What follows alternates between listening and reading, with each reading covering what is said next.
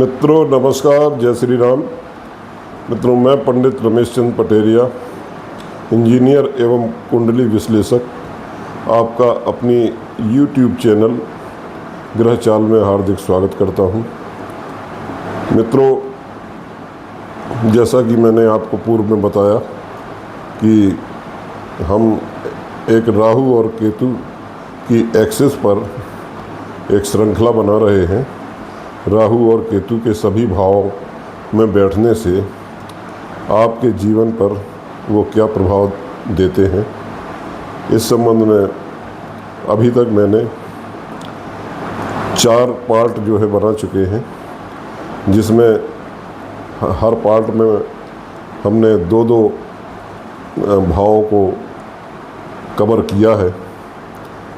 प्रथम पार्ट में आपकी लग्न और सप्तम भाव को, द्वितीय पार्ट में आपके दूसरे भाव और 8वें भाव को, तृतीय पार्ट में आपके तीसरे भाव और 9वें भाव को, और चौथे पार्ट में आपके चतुर्थ भाव और 10वें भाव को। तो आज हम चर्चा करेंगे राहु और केतु की 5वें भाव और 11वें भाव में, या 11वें भाव और 5वें भाव में बैठने की स्थिति से आपके जीवन पर इस एक्सिस का क्या प्रभाव पड़ेगा। मित्रों, आज जैसा कि मैं बता चुका हूँ कि राहु एक महाबली और उसको कहा जाए कि बड़ा एम्पलीफायर और कलयुग का राजा भी उसको कहा गया है। क्योंकि राहु जो है पूरे संसार में व्याप्त है। राहु क्या था ये मैं पहले बता चुका हूँ कि वो इतना साहसी दैत्य था कि जिसने हिम्मत करके, साहस करके देवताओं की लाइन में बैठ करके अमृतपान किया, और उसने अपनी बलि की चिंता नहीं की। तो मित्रों, जो सिर था वो राहु कहलाया और जो धड़ था वो केतु कहलाया, आप लोग जानते ही हैं। तो सिर में हमारी ज्ञानेंद्रियाँ होती हैं और हमारे शरीर के दूसरे भाग में हमारी कर्मेंद्रियाँ होती हैं। तो उसी तरह से हमारा ये जो हमारी एक्सिस बनती है कुंडली में, वो राहु और केतु एक दूसरे से 180 अंश पर बैठते हैं, मतलब आमने सामने बैठते हैं। बाकी ग्रहों को आपने देखा होगा कुंडली में जो पढ़ते हैं, वो बहुत कम 180 अंश पर सूर्य और शनि बैठे, या मतलब दूसरे ग्रह बैठे, उनकी स्थितियां मतलब जो है उनके अंश बदलते रहते हैं। मतलब उनके जो भाव हैं वो भाव की स्थिति बदलती रहती हैं। राहु केतु जिस भाव में बैठेंगे उसके ठीक 7वें घर में, जिसमें राहु बैठेंगे उसके ठीक 7वें घर में सामने केतु बैठेंगे। और इन दोनों का जो स्वभाव है वो जिस तरह से उनका मतलब शरीर का पार्ट है, उसी तरह से उनका स्वभाव भी माना गया है। केतु थोड़ा हमको लाइफ में डिटैचमेंट देता है, आध्यात्म की ओर ले जाता है, कुछ वादिता भी है इसके अंतर्गत, जबकि राहु के अंतर्गत पूरी आधुनिकता है, और वो जो है इच्छाओं और डिजायर्स को जो है महत्व देने वाला माना गया है। तो मित्रों, जैसे कि अब राहु और केतु की जो एक्सिस है, मतलब जो धुरी है, वो हमारे पूरे जीवन पर प्रभाव डालती है। क्योंकि अगर देखा जाए तो राहु एक बहुत ही ऊर्जावान और एक क्रूर ग्रह है, और वो इनकी राहु और केतु की अपनी कोई राशियाँ नहीं होती हैं। ये जिस राशि में बैठते हैं उसके मालिक का गुण ले लेते हैं, साथ में अपने गुणों को भी समावेश कर लेते हैं, और फिर आपके जीवन में ये काम करते हैं। तो मित्रों, पूरे संसार को समझना हो या अपने जीवन को समझना हो तो आपको इनकी एक्सिस को जानना ज़रूरी है कि आपकी कुंडली में ये किस भाव में बैठे हैं। क्योंकि इनके ऊपर कुछ ग्रहों की दृष्टियां भी पड़ रही होंगी, शुभ ग्रहों की या अशुभ ग्रहों की। इसके साथ साथ जो है, जो ग्रह स्वामी ग्रह होते हैं उस भाव के, वो मित्र राशि में बैठे हैं, शत्रु राशि में बैठे हैं, या उच्च राशि में बैठे हैं, या स्वराशि में बैठे हैं, और या कुंडली के जो त्रिक भाव हैं, 6वां 8वां और 12वां, उनमें बैठे हैं उनके ग्रह स्वामी। तो उन सब का प्रभाव जो है राहु और केतु देते हैं। अगर बुरे प्रभाव में उनका स्वामी ग्रह है जहाँ वो बैठे हैं तो बुरा फल देने लगते हैं, और अगर अच्छे प्रभाव में है तो अच्छा फल देने लगते हैं। इसके साथ ही एक कोई, जैसे हमारा एक मिशन होता है, हम जो है ज्योतिष कहती है कि भाई आप पूर्व जन्म में ये थे या वो थे और आप इस जन्म में क्या करने आए हैं। तो इसी तरह से जो केतु है वो आपके पूर्व जन्म के बारे में बताता है, और राहु इस जन्म में क्या करने आया है वो अपनी इच्छाएं रखता है। तो मित्रों, इस तरह से राहु और केतु को समझना जरूरी है, उनकी एक्सिस को समझना जरूरी है। मतलब आप इसको जो है बहुत ही पावरफुल एक्सिस कह सकते हैं। तो इसको अगर हमने समझ लिया तो समझ लीजिए पूरी कुंडली को समझ लिया, क्योंकि इसमें सभी ग्रह जो है कनेक्ट हो जाएंगे और सभी ग्रहों का जो नेचर है वो पता चल जाएगा कि वो किस तरह से काम कर रहे हैं।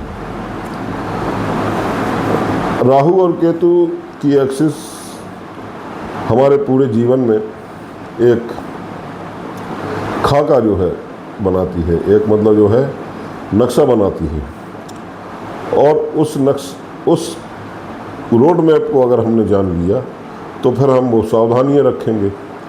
अब जैसे ये चीज़ आज की युवा पीढ़ी को जानना चाहिए कि वो क्या कर रही है और क्या उसको करना है आगे जाके। मतलब उनकी कुंडली में या उनकी जन्म पत्री में राहु और केतु कहाँ बैठे हैं और क्या प्रभाव देंगे, ये उनको जानना जरूरी है। जैसे हमारा आपका जो 60 साल के बाद या मतलब जो है जीवन तो बीत चुका है, लेकिन उनको जानना जरूरी है ताकि वो उससे सतर्कता अपने जीवन में और अनुशासित होकर के काम करें। तभी जो है क्या नाम उनकी ग्रोथ हो सकती है। किस फील्ड में वो काम कर रहे हैं, किस में उनको करना चाहिए, क्या उचित होगा, क्या उचित नहीं होगा, वो सब चीज़ें उनको जानना जरूरी है। और अगर उनकी कुंडली में कुछ ग्रह जो है दुष्प्रभाव दे रहे हैं तो उनका उपाय भी, बचाव भी किया जा सकता है। हम अपने जीवन में परिवर्तन ला करके सब कर सकते हैं। तो मित्रों, ये नई पीढ़ी के लिए जानना बहुत ही आवश्यक है, क्योंकि ज्योतिष एक बहुत गूढ़ विषय है।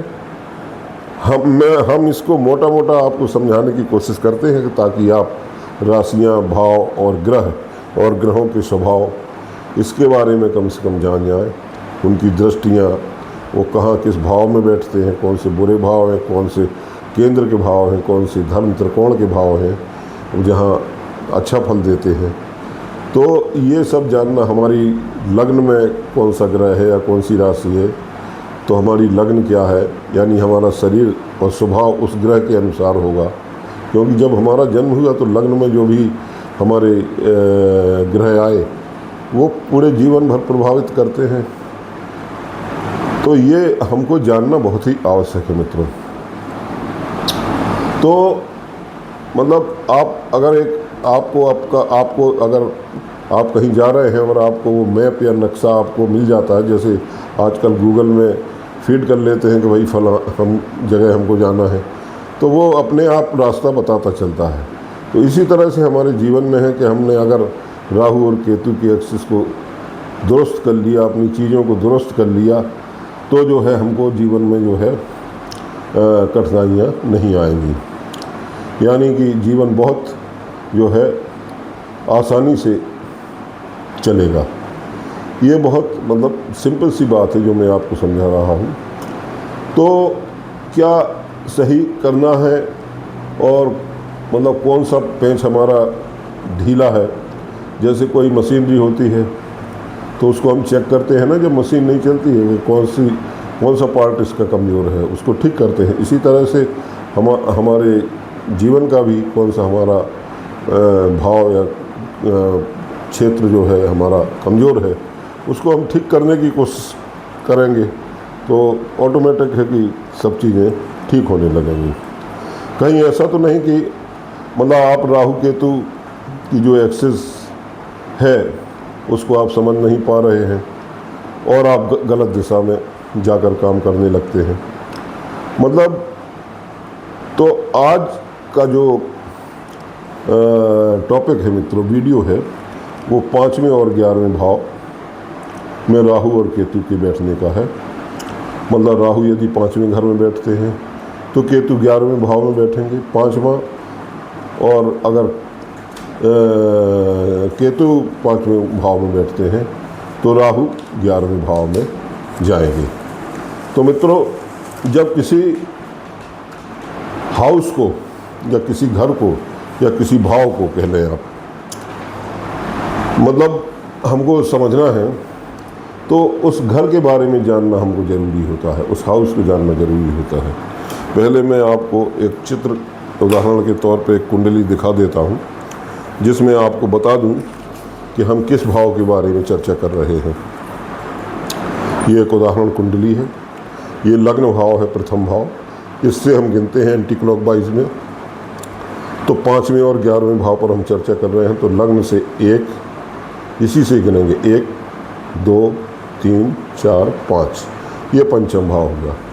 और 6, 7, 8, 9, 10, 11, ये हमारा 11वां भाव होगा। तो हम आज आपके 5वें और 11वें भाव को, मतलब इस एक्सिस पर हम जो है चर्चा करेंगे राहु और केतु की बैठने की। तो मित्रों जो है क्या है कि हमारा जो है ये हमको जानना ज़रूरी है कि हमारी कुंडली में वो जो है 5वां घर क्या बताता है। 5वां घर जो है हमारी विद्या है, हमारा ज्ञान है, और जो है पूर्व जन्म है, पूर्व जन्म के पुण्य हैं, और जो है हमारी जो है वो क्रिएटिविटी है, यानी हमारा एक्टिवनेस है, हम क्या काम करेंगे, है ना। और इसके अलावा हमारी ट्रिक्स हैं, और सबसे बड़ी बात हमारी संतान है, और हमारी जो है मतलब फिल्म लाइन, पेंटिंग लाइन, यानी कि कलात्मक चीज़ें भी हम 5वें घर से देखते हैं। और इसके अतिरिक्त जो है तंत्र मंत्र, साधना, इतिहास, सिद्धियाँ, ये सब भी चीज़ें हम 5वें भाव से देखते हैं। इसके अतिरिक्त 5वां भाव हमारा रोमांस का भी है, हमारी रोमांटिक लाइफ का भी है। क्यों? क्योंकि कुंडली में जो आपके लाइफ पार्टनर का भाव होता है वो लग्न से सप्तम होता है। तो सप्तम भाव से अगर हम भावक भाव नियम के अनुसार गिनेंगे तो पंचम भाव जो है वो 11वां भाव पड़ता है। ये सप्तम भाव हुआ 5, 6, 7, इससे हम गिनेंगे इसको 1, 2, 3, 4, 5, 6, 7, 8, 9, 10, 11। तो आज हम 11वें भाव पर भी चर्चा कर रहे हैं। तो ये सप्तम भाव जो हमारे वैवाहिक जीवन का है या हमारे लाइफ पार्टनर का है, वो 11वां भाव क्या है? लाभ का भाव है, और इससे जो है 11वां है सप्तम से। तो ये हमको लाभ भी देगा वैवाहिक जीवन में, यानी कि हमारे रोमांस का भी भाव है। और इसके अलावा सरकार के जो डिप्लोमेट्स वगैरह या प्रतिनियुक्तियां होती हैं वो भी पंचम भाव से होती हैं। मतलब जो डिप्लोमेट्स होते हैं सरकार के, वो नीतियां बनाते हैं, तो वो भी 5वां घर जो है दिखाता है। तो मतलब जो है क्या नाम, वो कैसा काम करेंगे आपके अपने देश को आगे बढ़ाने के लिए, कैसी नीतियां रखेंगे, ये सब 5वां घर बताता है। अच्छा, और 11वां घर क्या है मित्रों? 11वां घर हमारी जो है इच्छाएं हैं, हमारी इच्छा पूर्ति का स्थान है। यानी यह आपका वो स्थान है। मतलब ये सब की जो भी इच्छा होती है वो सब इच्छाओं की पूर्ति करता है। और हमारी सबसे पहली इच्छा क्या होती है? इनकम की, धन की। तो वो जो है पूरी करता है 11वां घर। सबसे पहले जो है डिजायर हमारी जो है फुलफिलमेंट धन से संबंधित होती है। और 11वां घर चूँकि 10वें घर से अगला घर है, तो जैसे कि मैंने आपको भावों के बारे में समझाया था कि जैसे हमारी ये लग्न है होती है प्रथम भाव, तो इससे जो द्वितीय भाव होता है वो धन का होता है, यानी ये वृद्धि का होता है। इसी तरह जो है ये हमारा जो 11वां भाव है ये 10वें भाव से, 10वां भाव कर्म का है, मैंने पिछले वीडियो में बताया। तो कर्म की वृद्धि यानी लाभ के रूप में ये 11वां भाव, इसको उपचय भाव भी बोलते हैं। कुंडली में उपचय भाव होते हैं जो वृद्धि के भाव होते हैं, यानी आपके बढ़ने के भाव। धन भाव दूसरा भाव, इसके अलावा 6वां भाव और 10वां भाव, ये जो है जो त्रिकोण के ये घर हैं 1, 5 और 9, यानी लग्न को बढ़ाने वाला, यानी स्वयं व्यक्ति को धन कुटुंब से जोड़ने वाला। और पंचम भाव आपको संतान विद्या देने वाला। उससे छठा जो होगा वो आपको यहाँ कंपटीशन और आपको जॉब दिलाने वाला, बिजनेस कराने वाला। और जो 9वां भाव भाग्य भाव है, भाग्य भाव की वृद्धि 10वें भाव में जाकर होती है, तो ये कर्म भाव होता है। तो ये जो है हमको भाग्य से कर्म मिलता है। और तो ये 3 मुख्य उपचय हो गए त्रिकोणों के, और ये सर्वोच्च उपचय भाव है 11वां, क्योंकि ये केंद्र का जो अंतिम 10वां भाव है ये सबसे बड़ा भाव है, कर्म का भाव है। तो इसका की भी बढ़ोतरी 11वां भाव, तो ये कुंडली का सर्वोच्च उपचय भाव हुआ, यानी ये लाभ भाव भी कहा गया है। तो मित्रों इस तरह से हम समझते हैं, इस तरह से जो है हमको जानना जरूरी होता है, क्योंकि कुंडली को हमको पहले इन भावों को समझ लेना जरूरी होता है मित्रों। अब क्योंकि ये कर्म की जो है क्या नाम बढ़ोतरी दिखा रहा है हमारा 11वां भाव, तो ये 10वें घर से जो हमने बताया अभी कि ये चूँकि बढ़ोतरी है 11वें भाव की, और 10वां घर जो है या 11वां भाव जो है केवल लाभ का ही भाव नहीं है।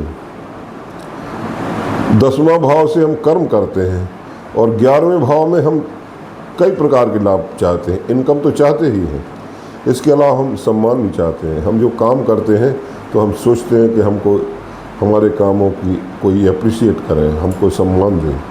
तो 11वां भाव हमारे मान सम्मान अवार्ड वगैरह से भी जुड़ा हुआ है। 11वें घर को जो है यानी सबसे ऊंचा दर्जा प्राप्त है, क्योंकि 10वां घर जो हमारे केंद्र का उपचय हाउस है उससे दूसरा 11वां भाव सर्वोच्च उपचय हाउस कहलाया।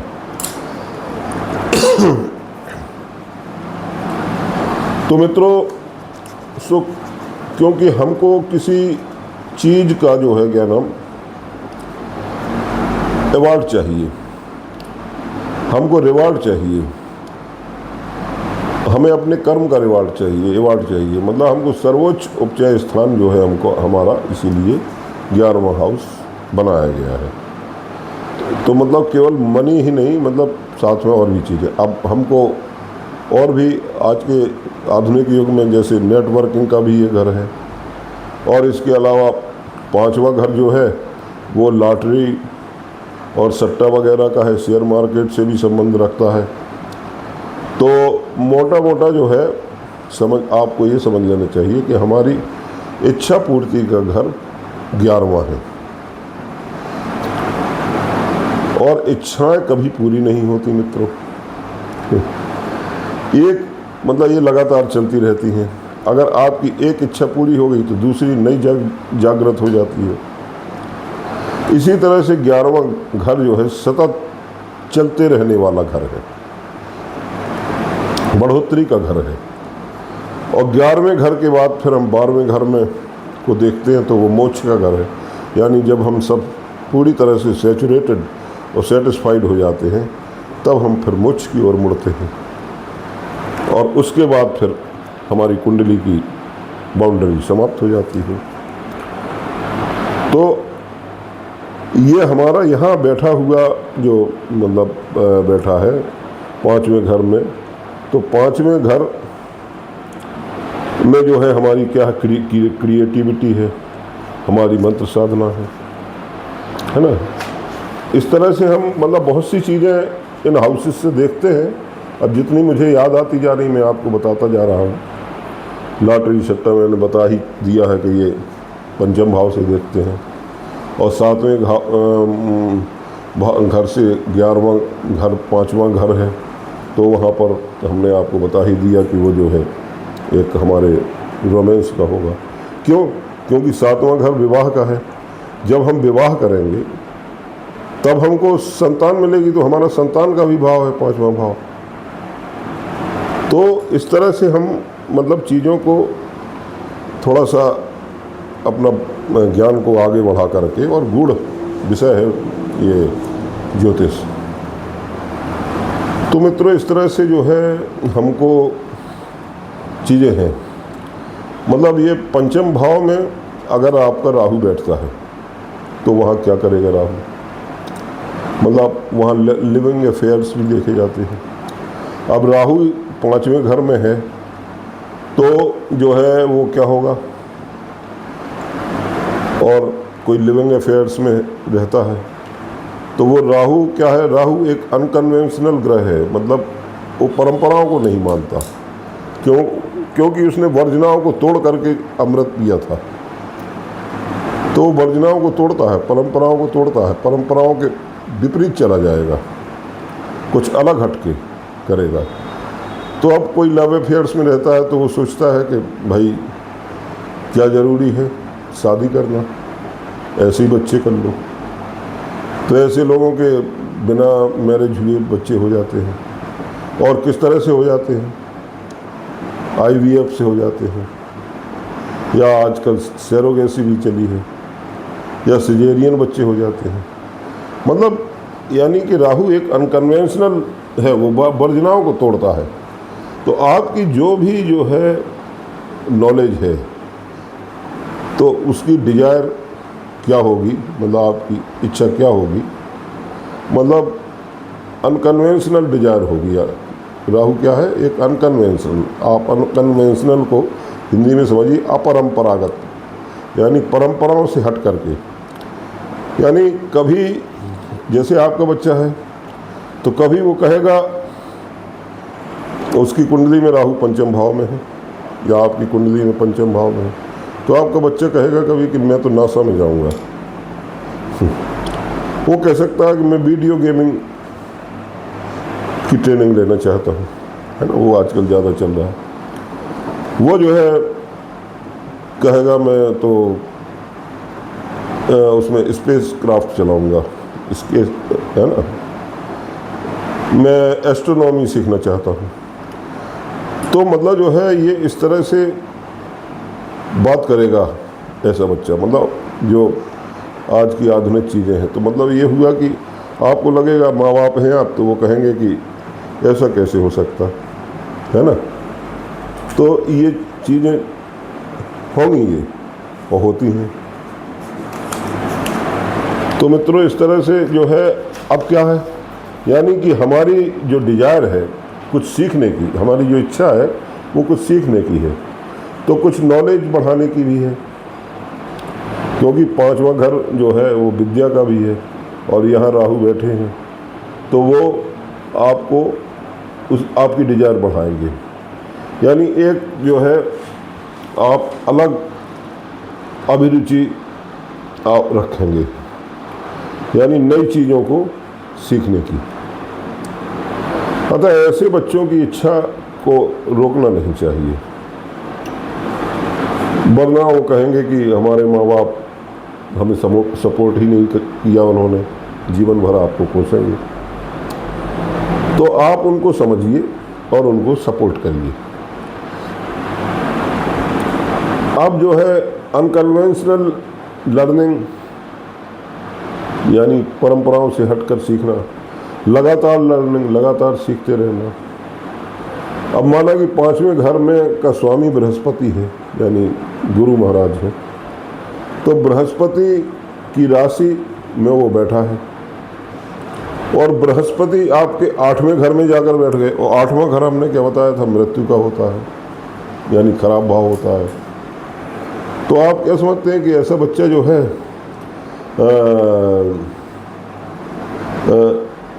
क्या करेगा? ये तो मृत्यु के घर में बैठ गया इसका ग्रह स्वामी। नहीं, और भी चीज़ें हैं 8वें घर से, ऑकल्ट है, मंत्र तंत्र साधना है, तो वो ये सब भी कर सकता है। हिस्ट्री वगैरह पढ़ना या ज्योतिष वगैरह भी अष्टम भाव से के कारकत्व में आता है। तो इस तरह से हम कनेक्ट करेंगे चीज़ों को। यदि किसी मतलब टेक्निकल ग्रह की राशि में राहु जिस घर में बैठा है उसका ग्रह स्वामी बैठ गया, जैसे मंगल हुआ, मंगल मान लीजिए 12वें भाव में बैठ गया और मंगल की राशि में राहु पंचम भाव में 1 नंबर राशि लिखी है, वहाँ बैठा हुआ है, तो वो बच्चा क्या हुआ कि फिर निश्चित रूप से वो एयरक्राफ्ट में जाएगा। क्यों? 12वां हाउस वैसे भी विदेश का है, यानी इस दुनिया से जो है आगे बढ़कर जाने का है, तभी तो मोक्ष का भी भाव कहा गया है। तो मित्रों जो है, जो पहली बात मतलब आप जो है क्या नाम रोमांस में अनकन्वेंशनल होंगे, यानी कि संतान प्राप्ति में अनकन्वेंशनल हो सकते हैं, नॉलेज में भी अनकन्वेंशनल हो सकते हैं अपरंपरागत तरीकों से, क्योंकि राहु आपके पंचम भाव में बैठा है। अब बात होगी क्रिएटिविटी की। क्रिएटिविटी क्या है? अगर राहु 5वें घर में है तो क्रिएटिविटी में क्या अनकन्वेंशनल हो सकता है? अब क्रिएटिविटी क्या है? हमारी फिल्म वगैरह है या हमारी कला है, जो भी हमारा आर्ट का क्षेत्र है वो क्रिएटिविटी है। तो मान लीजिए कोई फिल्म डायरेक्टर है,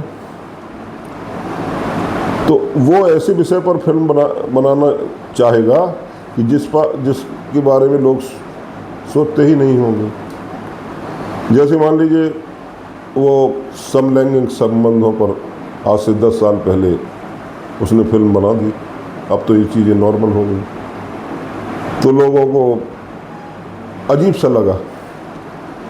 तो ये मतलब उस कहना चाहिए कि उस जो समय की बात है ना, अब सब चीज़ें नॉर्मल हो गई। तो इस तरह से काम करता है अनकन्वेंशनल तरीके से राहु काम, मतलब उन परंपराओं पे जो चीज़ें हैं उनसे हटकर ऐसी चीज़ बनाओ कि जिसको लोग पसंद करें और उसी से वो धन कमाएगा। तो वो समय से आगे चलता है, यानी समय का जो सेट पैटर्न है उसको नहीं अपनाता, मतलब वो जो है हर पैटर्न को तोड़ देता है राहु। अगर आप एक्टर हैं मान लीजिए फिल्म के, और राहु 5वें घर में बैठा है आपकी कुंडली में, तो आप अपनी क्रिएटिविटी को सेट करने के लिए किसी भी हद तक जा सकते हैं।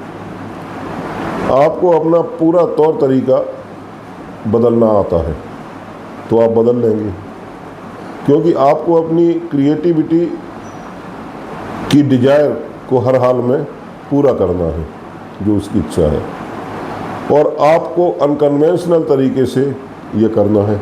तो आप बहुत अनकन्वेंशनल तरीके से, मतलब अपरंपरागत तरीके से मूवी करेंगे, और जो भी चीज़ जो है होगी वो लोगों को लगेगा कि ये कैसे कर दिया, ये कैसे हो गया। जैसे अभी वो एक पिक्चर आई थी, कौन सी थी, जो है जिसमें वो टॉयलेट पिक्चर आई थी, है ना। तो आपका ही मतलब जो है, क्योंकि राहु जो है वो साहस भी देता है, ऊर्जावान है वो।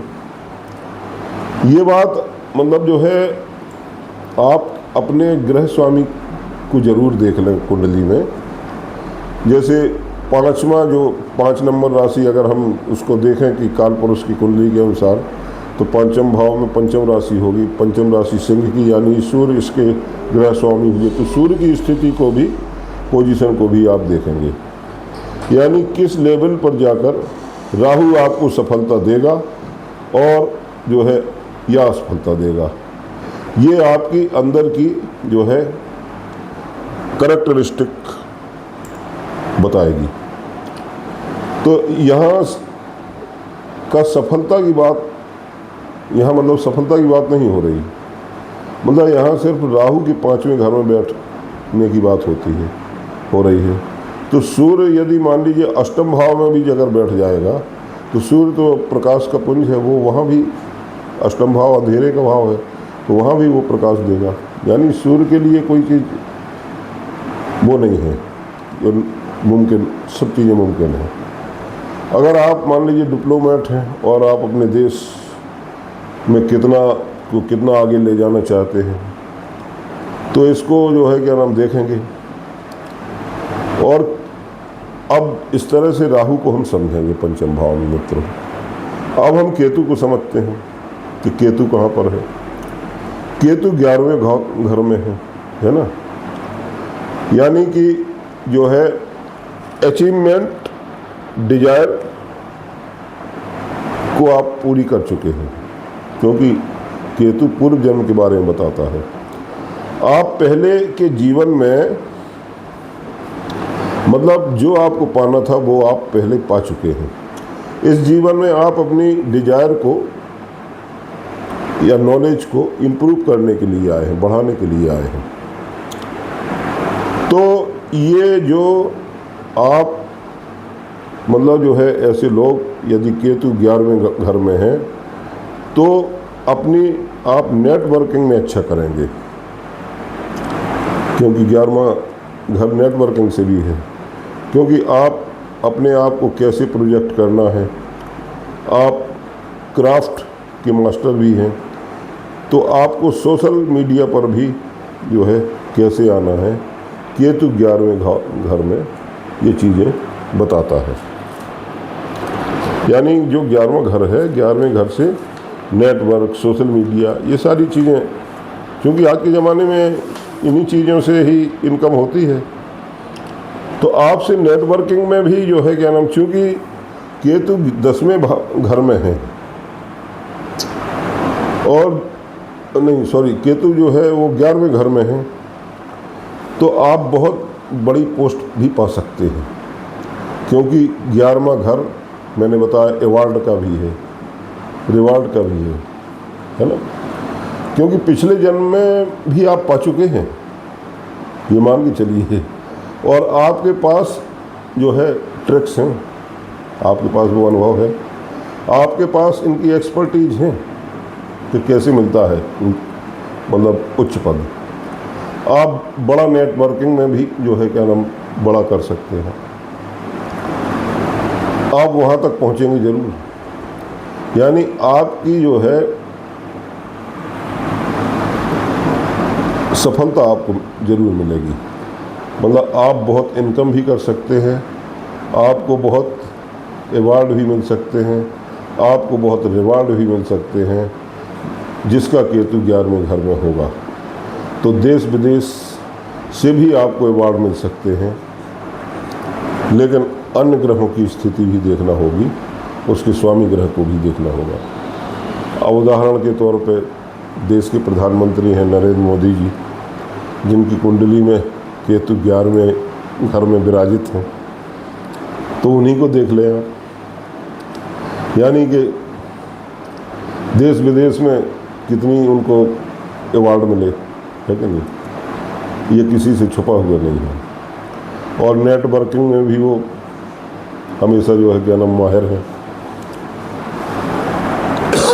सॉरी, खुद को कैसे प्रेजेंट करना है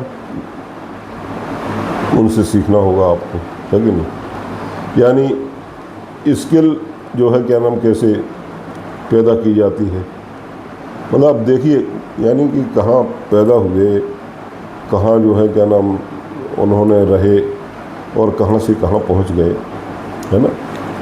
मतलब उनको पता था कि उनका केतु जो है 11वें घर में बैठा हुआ है, यानी वो जो है वहाँ तक जरूर पहुँचेंगे, उच्च पद तक,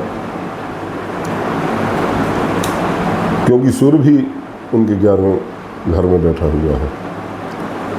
तो उनको पता था कि मुझे तो आता है। केतु उनका और ग्रहों का जो है साथ है, केतु के साथ।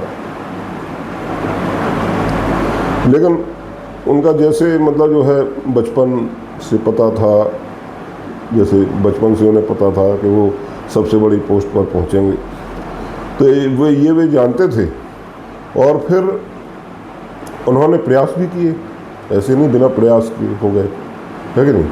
अब ये देखिए कि मतलब अनकन्वेंशनल तरीके से उनके जीवन में सारी जो है परंपराओं से हट कर के काम हुए। जैसे उन्होंने शादी की, बच्चे नहीं हुए, शादी को फिर आगे नहीं चलाया और आगे काम किए। तो मतलब क्या पहले ज़माने में ऐसा होता था? मतलब जो शादी होती थी तो लोग उसको किसी तरह से भी निभाते थे।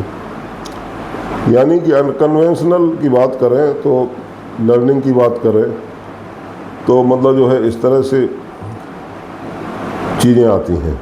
यानी वर्जनाओं को तोड़ना ये राहु का काम है, और केतु भी वर्जनाओं को तोड़ता है, लेकिन साथ साथ रूढ़िवादी भी है। तो उससे भी आप देख लें कि वो कभी साधु संतों के साथ घूम रहे हैं प्रधानमंत्री जी, कभी पहाड़ पर जा रहे हैं, कभी तपस्या में बैठ रहे हैं। तो ये सब चीज़ें जो है मतलब उनकी उसका जो है लाइफ स्टाइल का हिस्सा है ये सब। सो क्या इतना सब पाने के लिए सब कुछ केतु से पा भी जाए आदमी, तो भी केतु जो है सेटिस्फेक्शन नहीं देता मित्रों। सब कुछ होने के बाद भी, क्योंकि वो 11वें घर में है ना, तो 11 मतलब सब कुछ लर्नर, मतलब सब कुछ सीखेगा आदमी। सीखने वाला हमेशा सीखता रहेगा, हमेशा सीखेगा। और अब मतलब इस जो ये एक्सिस है, मतलब जो ये धुरी है राहु और केतु की, इसका मतलब है कि आपकी सारी ज़िंदगी लर्निंग और अचीवमेंट में रहेगी। अगर उसमें जो है क्या नाम ग्रहों का जो है प्लेसमेंट अच्छा है, अन्य ग्रहों का, तो अब आप एक बड़े जो है, यानी आप बड़े स्पीकर भी बन सकते हैं, बड़े आप अचीवर भी बनेंगे। यानी कहने का मतलब एक्सिस क्या है, आपको सबसे पहले क्या करना अच्छा लगता है। यदि आपने ये समझ लिया और आप जो है करने लगे, तो आपकी सफलता निश्चित है। अब मित्रों हम बात करेंगे, इसको पलट देते हैं कि केतु 5वें घर में है और राहु 11वें घर में है, तो क्या होगा। अब अगर केतु जो है मतलब जो है 5वें घर में है, तो आप अच्छे स्पीकर हो सकते हैं। अगर सूर्य की पोजीशन अच्छी है और आपका केतु अच्छा है, तो वो केतु अच्छा असर देगा। माना उसका केतु 5वें घर में है और सूर्य जो है 8वें घर में है, जैसे मैंने अभी बताया था। तो वैसे 8वां घर क्या है, अंधेरे का घर है, लेकिन सूर्य के लिए वो कोई बुरा नहीं है। सूर्य जो है जहाँ बैठते हैं वहाँ प्रकाश ही देते हैं। तो आप ये समझ लीजिए कि आप पिछले जन्म में मंत्र साधना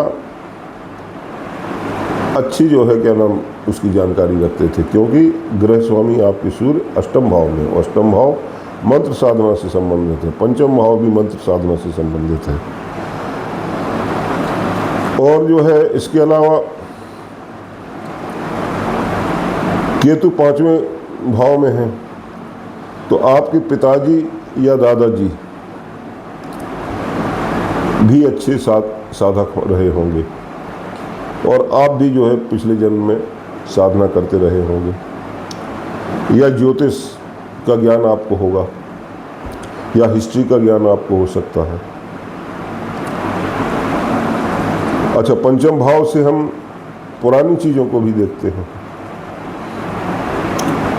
क्योंकि पंचम भाव जो है पुरानी चीज़ों को भी दिखाता है, इतिहास को भी बताता है।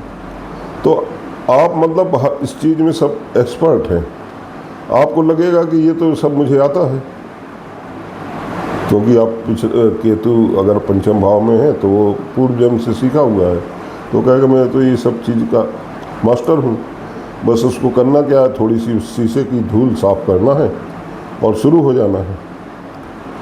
कोई मंत्र है सिद्ध करना है, तो आपको लगता है कि मंत्र सिद्ध करना तो मेरे बाएं हाथ का खेल है।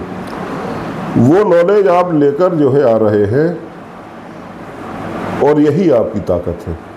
मैंने आपको पिछले वीडियो में बताया था कि जो है यानी कि आप केतु जो है आपको पूर्व जन्म के बारे में चीज़ें बताते हैं, पूर्व जन्म की एक्सपर्टीज़ है। और राहु क्या है, राहु एक जो है क्या नाम इच्छा वाला ग्रह है।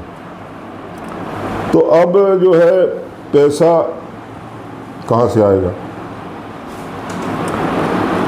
मतलब राहु होगा तो इच्छा होगी, डिजायर होगी, और डिजायर होगी मतलब बढ़ती जाएगी।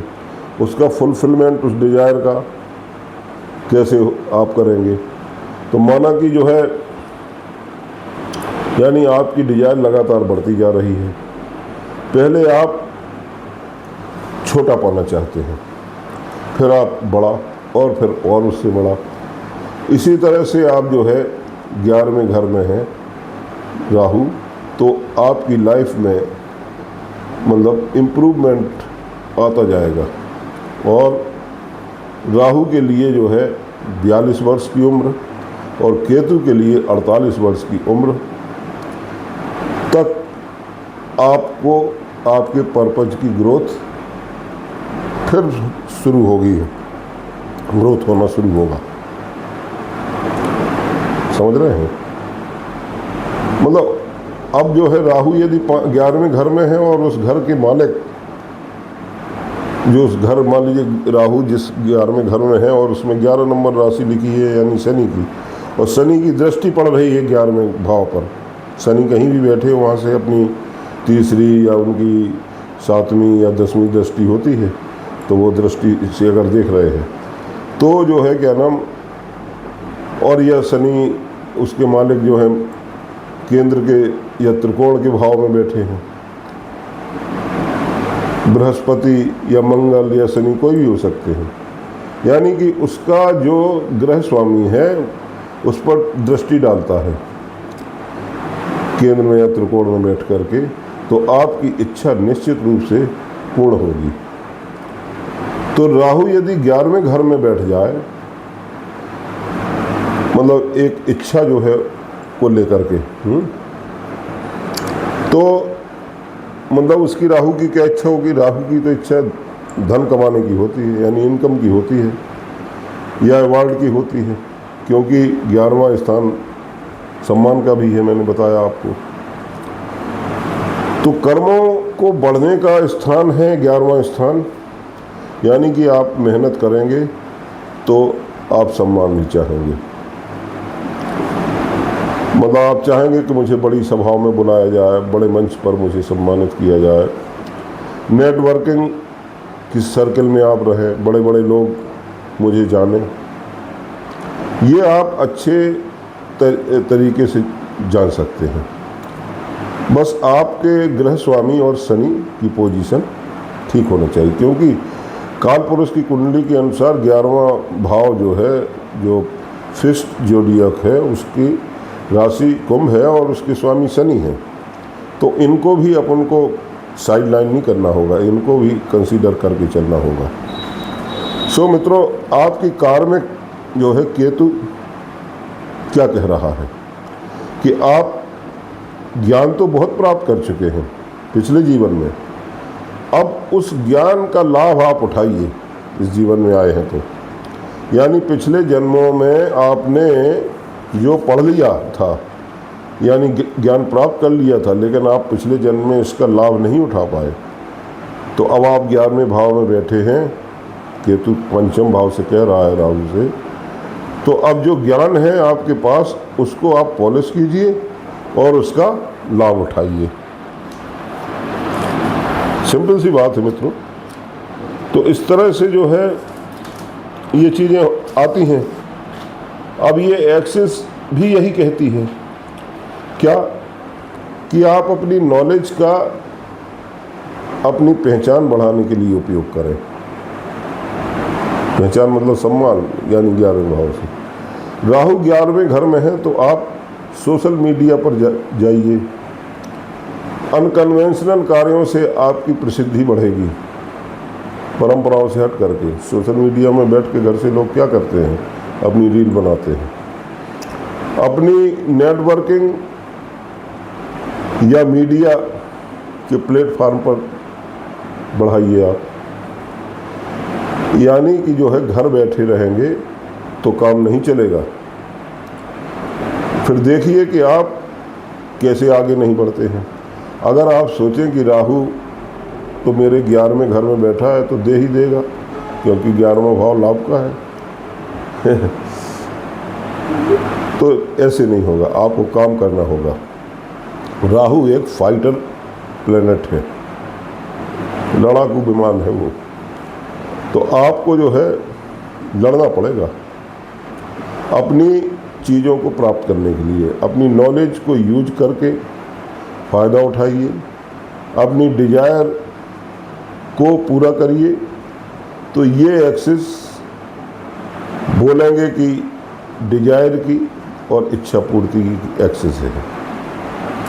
लर्निंग और लाभ, सीखना, पंचम भाव से सीखना और 11वें भाव से लाभ प्राप्त करना, ये मतलब इस एक्सिस का मुख्य उद्देश्य है राहु और केतु का। अगर केतु 5वें घर में है तो आपके बच्चे भी नॉलेजफुल होंगे, यानी अच्छा ज्ञान रखते होंगे, या आपके बच्चे आपका ज्ञान को पॉलिश करने में आपकी मदद करेंगे। तो मित्रों, पूर्व जन्म से भी आप अपने बच्चों से आपका कनेक्शन हो सकता है, रखते आ रहे होंगे। सो बच्चों के लिए जो कर्म है उसको जो है आप पूरा करिए। यही इस एक्सिस का मतलब है। मतलब पूरी उम्र आप बच्चों का कर्म पूरा कर दें, फिर आप अपना कर्म शुरू करें, क्योंकि 42 वर्ष के बाद राहु आपके काम शुरू करता है। तब तक आप अपनी उस लायबिलिटी से निपट लें, उस जिम्मेवारी से निपट लें। और अगर आप बच्चों में ही लगे रहे तो मतलब जो है फिर आप सफल नहीं हो पाएंगे। सो अपनी लर्निंग और डिजायर के बीच में आप झूलते रहेंगे। तो मित्रों, ये मेरी जो है राहु और केतु की एक्सिस पंचम भाव और नवम भाव पर क्या प्रभाव देती है आपके जीवन में, ये इससे संबंधित थी। ये मेरा 5वां वीडियो है राहु और केतु पर, यानी हमने 11वां भाव तक कवर कर लिया। अब मेरा अंतिम वीडियो आपको आएगा जिसमें हम राहु और केतु के 6वें और 12वें भाव में बैठने या 12वें या 6वें भाव में बैठने के बारे में जानेंगे। तब तक मुझे इजाज़त दीजिए। मेरी चैनल को सब्सक्राइब करिए, शेयर करिए और कुंडली विश्लेषण के लिए जो नंबर मेरे फ्लैश होता है व्हाट्सएप, उस नंबर पर आप संपर्क कर सकते हैं। धन्यवाद, नमस्कार, जय श्री राम।